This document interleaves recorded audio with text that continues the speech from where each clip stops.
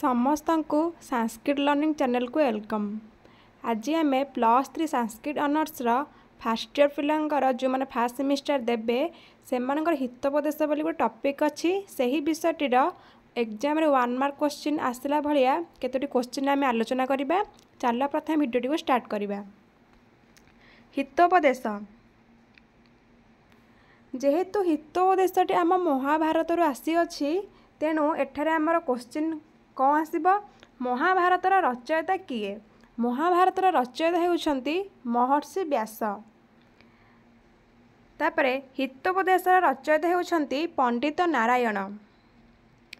एही विषय तमे नवरत्न बोली गोटे पढ़िबो तेणु आम नवरत्न किए किए तांकर नाम सब लेखा होछि। किए किए बेताल भट्ट, भट्टकर्पूर, बराह मिहिर, बररुचि, अमर सिंह, क्षेपणक, सुंकु, कालिदास, धन्वंतरी।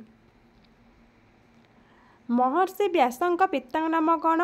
पराशर मुनि एवं माता नाम कौन? सत्यवती। महाभारत रे 18 गोटी पर्व अच्छी एवं 1 लाख श्लोक अच्छी। सेहीपरि रामायण रे 24,000 श्लोक रही अछि। देख पिला माने गोटे डायग्राम केमे सब भाग कराई केते प्रकार कौन कौन आम देखा। प्रथम हूँ काव्य। काव्य आमर 2 प्रकार, गोटे हूँ दृश्य काव्य और गोटे श्रव्य काव्य। दृश्य काव्य को कौन 10 रूपक 18 उपरूपक अच्छी। सेहीपरि श्रव्य काव्य 3 प्रकार, गद्य काव्य, पद्य काव्य, चंपू काव्य।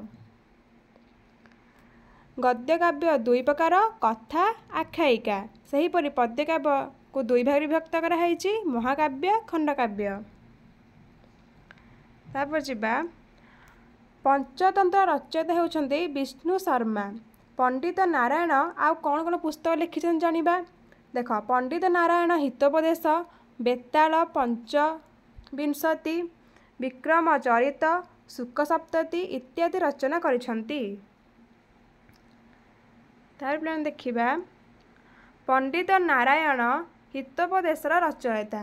एरा भेरी इंपोर्टेंट क्वेश्चन जेहेतु आम हितोपदेश विषय को पढ़ुचे ताकू किए लिखिं रचना करिसेंती जेमिति हेले भी तुम एग्जाम रे 1 मार्क क्वेश्चन आसीबो।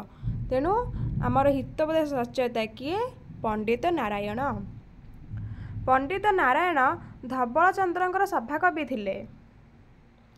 हितोपदेश ग्रंथटी पंचतंत्र नामक कथा साहित्य उपर आधारित।